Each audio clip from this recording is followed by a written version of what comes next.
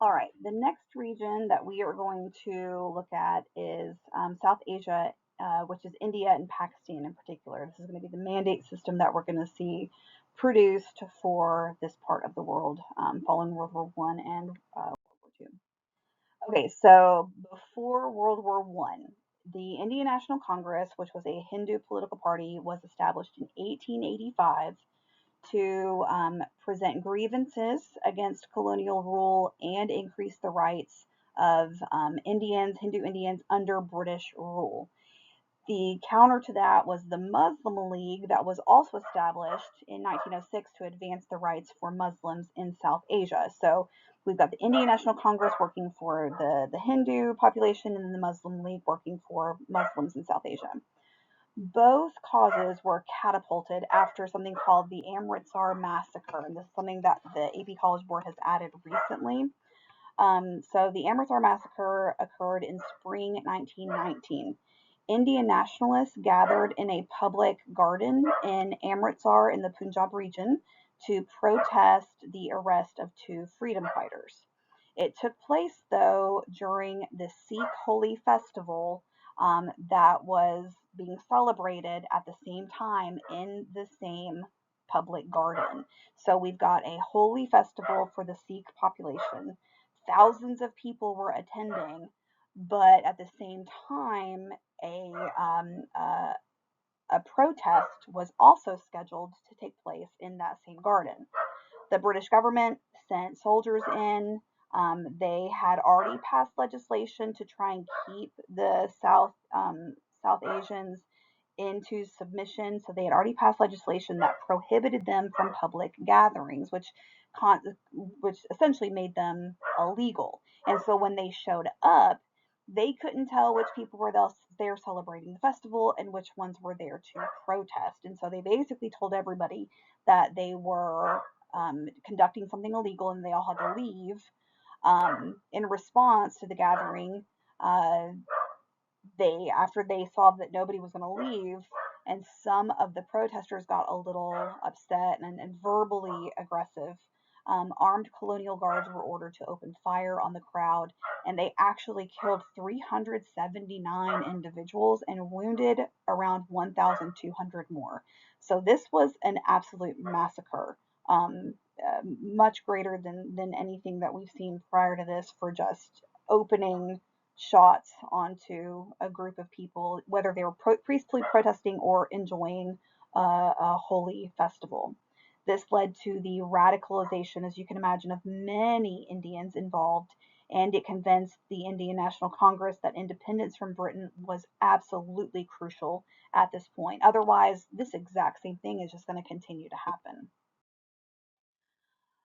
So there are 10 people that are specifically mentioned in world history in the AP Modern History CED, which is the curriculum guide. One of those 10 people is Mohandas Gandhi. So we are going to talk about him, how he relates to the historical sense here, but also I'm going to do a little bit deeper dive in him than I typically do with other people because he is one of the 10 people. What that means is that every single test they put out, you are almost 100% guaranteed to see a question about this man.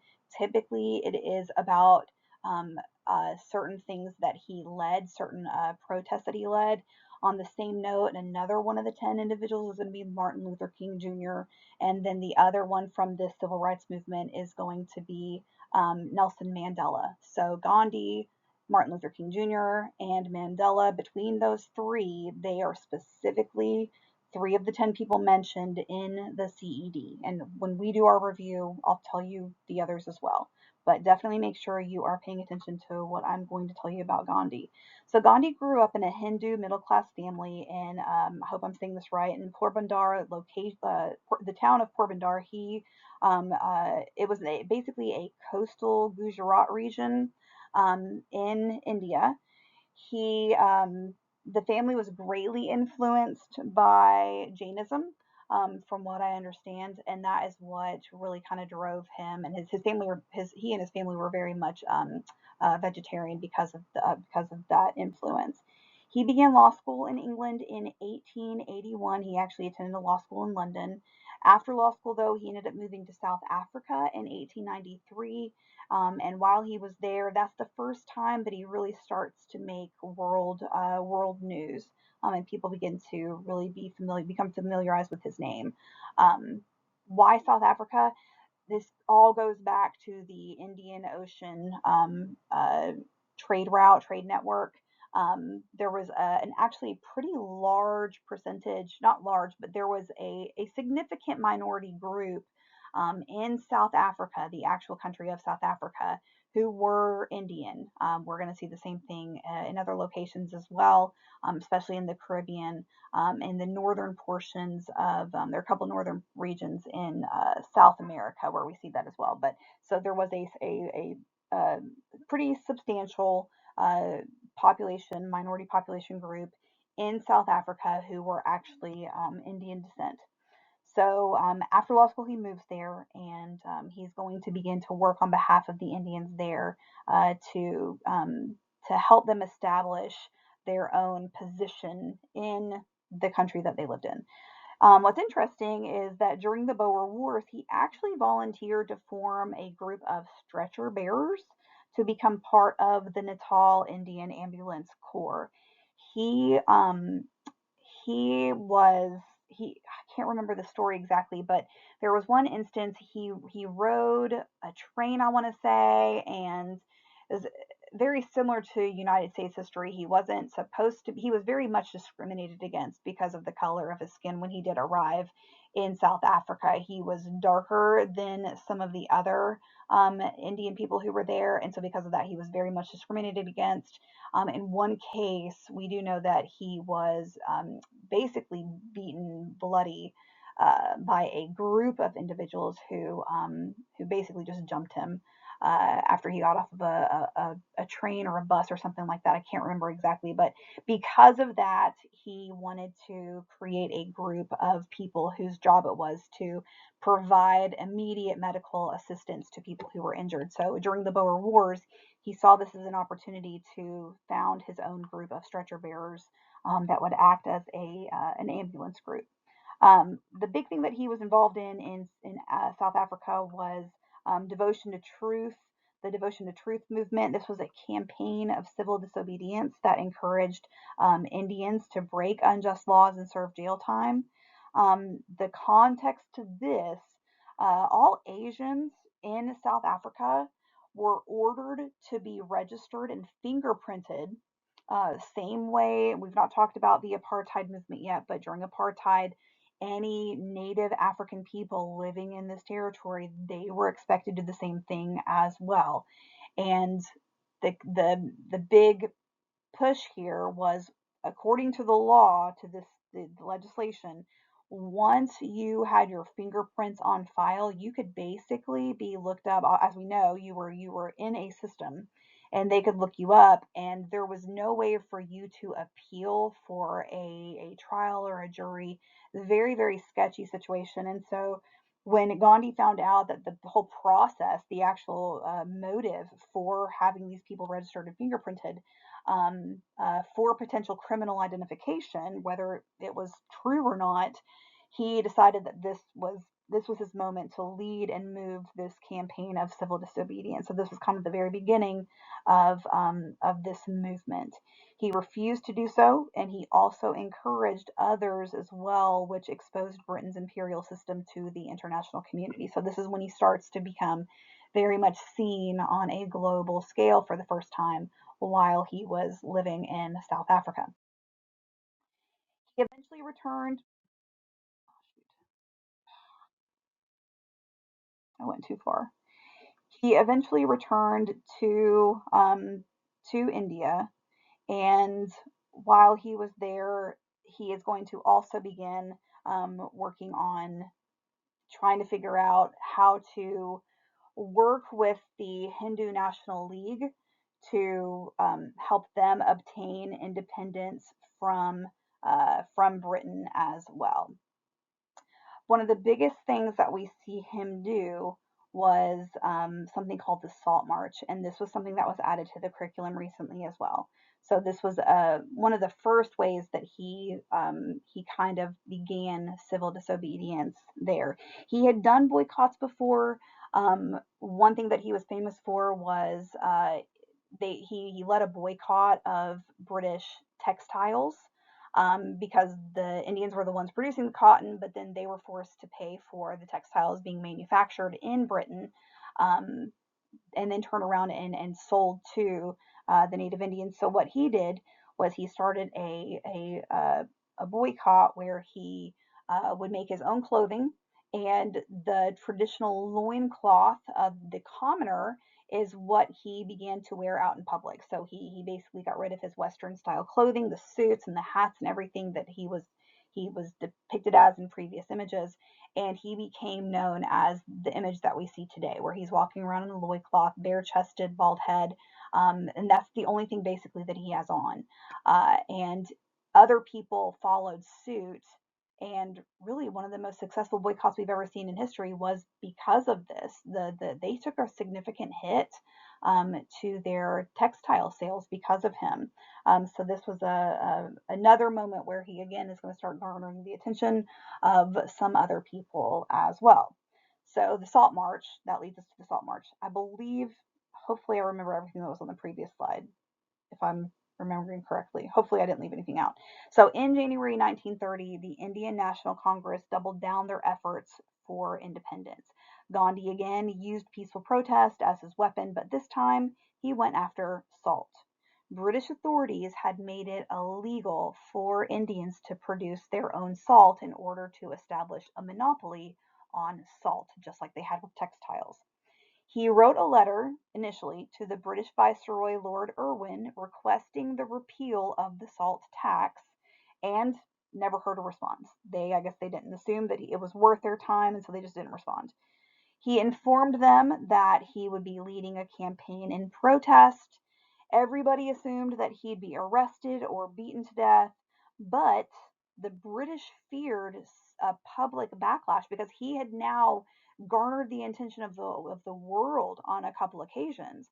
And so people, the British, they knew that if word got out that they beat him up and essentially killed him, that there would be an outcry of hate from the international community demanding that Britain no longer have control of South Asia.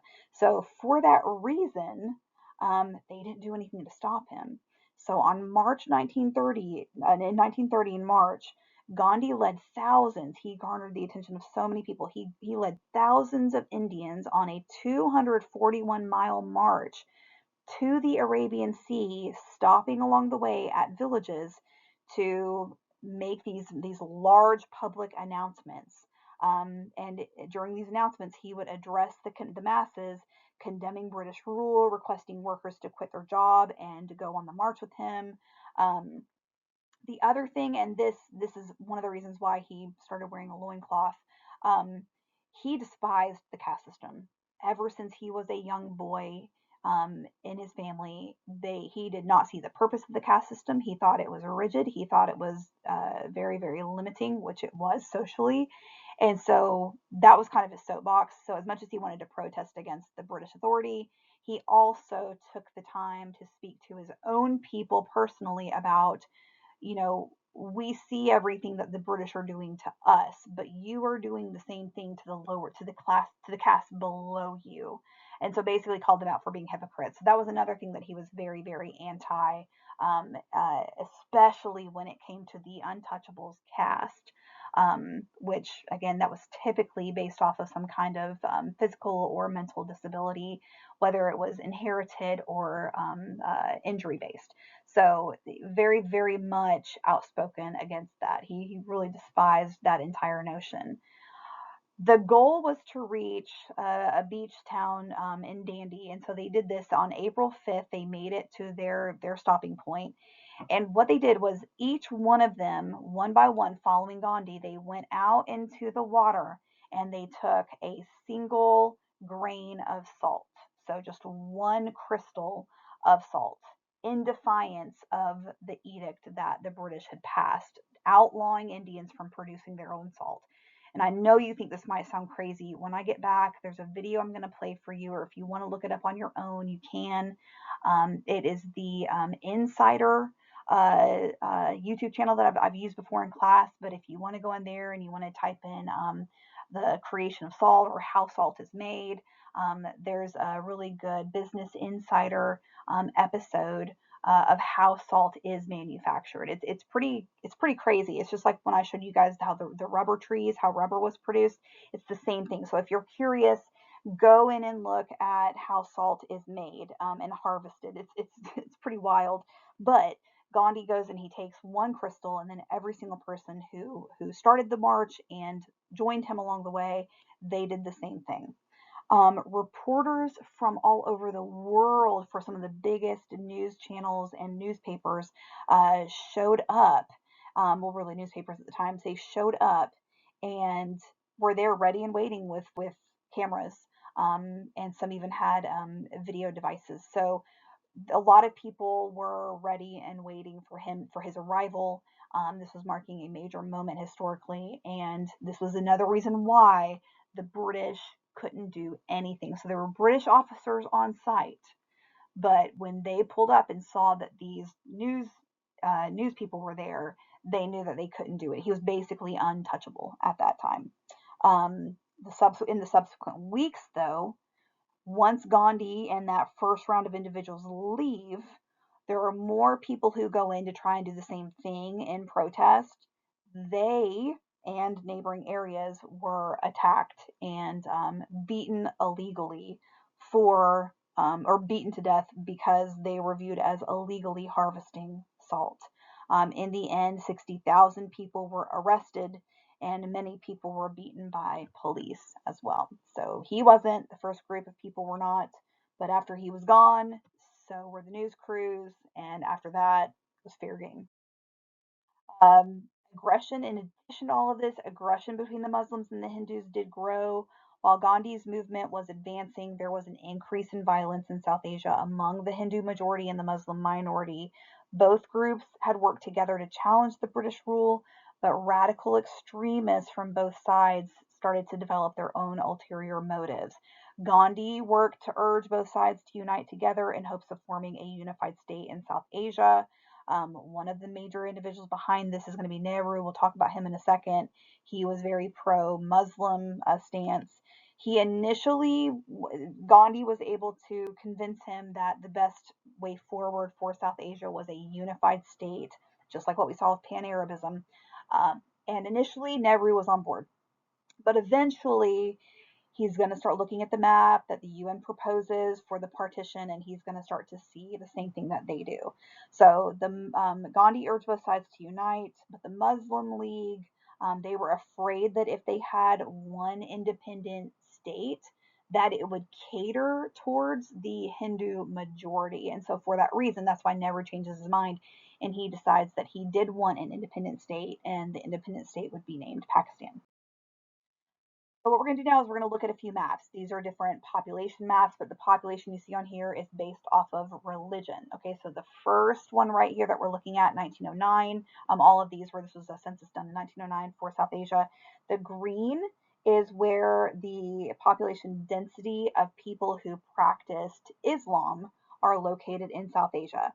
So again, I don't know the experience y'all had with geography, but this right here is the Indus River.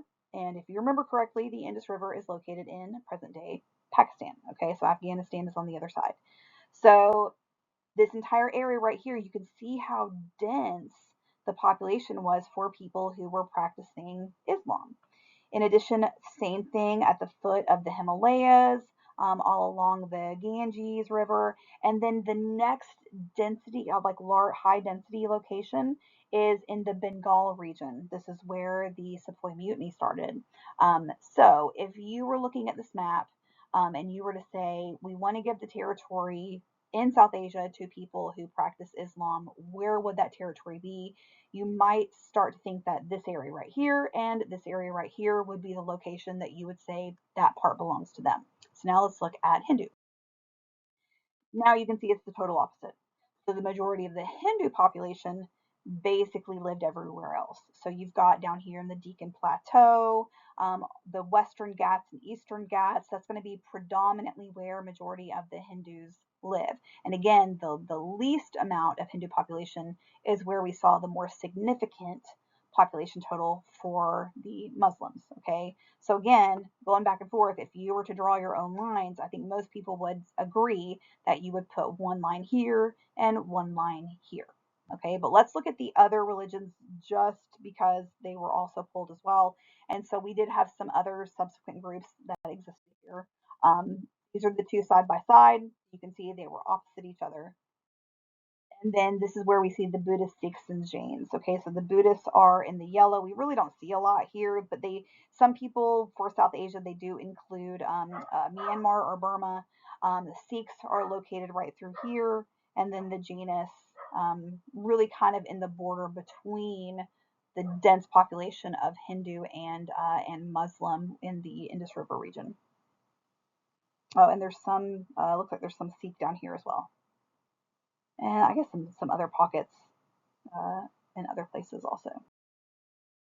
Okay, so there were two different solutions that began to take shape. So, Muslim minority leader Muhammad Ali Jinnah, um, he initially favored Muslim Hindu unity, but later proposed a two state plan for South Asian independence. He was concerned that the Hindu issue would overshadow Muslim interests and neglect decisions that favored in favor of the Hindu Indian National Congress and not favor Muslims. He proposed creating Pakistan, which would include regions in northwestern and northeastern South Asia as a result. Gandhi and Nehru, the guy I've been talking about before, they were concerned about South Asia's future based off of this proposal. So initially they were kind of both on the same mindset. They thought that it should be one unified group. Just as a side note, Gandhi is going to be assassinated, and later on, when India does become independent, Nehru is actually going to become India's first prime minister. In 1935, the British granted India limited self-rule, but not total independence. But self-rule created tensions between the Hindu majority and the Muslim minority, who feared giving power to the Hindus.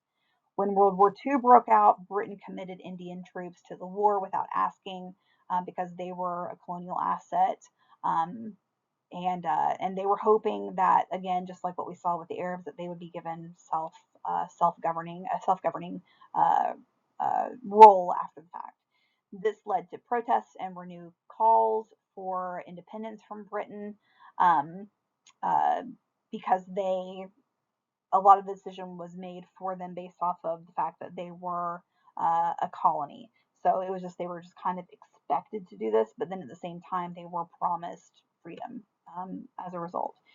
World War II ended in 1945. Britain was in debt and ready to grant India its independence, but violence between Hindus and Muslims made granting independence difficult. Really, it gave them an excuse to still claim the territory that was one of their biggest producers of goods and one of their biggest markets to sell. In 1947, Britain agreed to partition India and granted independence to two nations, India and Pakistan. Um, Pakistan was dominated by Muslims, and India, of course, was a nation made up of largely Hindus. There were two Pakistans, though, and you've heard me talk about this throughout this school year. There was a West Pakistan right here, which is just present day Pakistan, and East Pakistan, which later on is going to become a larger section and will be renamed Bangladesh. Okay, and then we've also got, just so you see it here, they didn't exist at the time, but we do have the political borders of Nepal and Bhutan, which will become independent eventually also. During the partition, 10 million people relocated. Violence broke out, leaving 1 million dead, including Gandhi, who was assassinated in 1949. And so this is a picture of his family mourning him after his passing. In 1947, India became the world's largest democratic nation. Nehru was elected India's first prime minister. He Similar background to Gandhi, really. He was an influential attorney, And so the first prime minister of India grew up amid great wealth. Gandhi was very much middle class, but they both had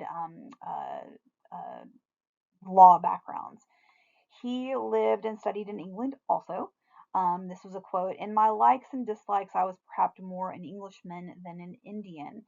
Gandhi has a similar quote when he moved to South Africa. He actually saw himself as British and not Indian, but being in South Asia changed that, or not South Asia, being in South Africa changed that.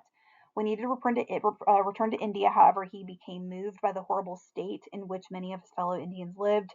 And so he said, "A new picture of India seemed to rise before me." He recalled seeing naked, starving, and crushed individuals in utter misery. And from then on, he devoted his life to improving conditions for the people in his country. Nehru emphasized democracy, unity, and modernizing India. And during the Cold War, India became a leader among non-aligned nations. And under his control, women and lower caste Hindus eventually gained rights that they did not have in prior decades. This is a picture of his daughter, who, following in Dad's shoes in 1966, was elected prime minister. Unfortunately, though, she is going to make some public statements against members of the Sikh community. Um, and I don't know what possessed her to do this, honestly, but for a long period of time, the Sikhs were known as, there was a group of Sikh individuals who were the bodyguards to the prime minister. And so after she made these statements, her own Sikh bodyguards are going to assassinate her. So she had a pretty grave future, but trying to follow in her father's footsteps, but a little bit of racism emerges there. All right, I'm going to stop there and chunk this so the file sizes are not too large. The next thing we'll look at is Japan's restructuring.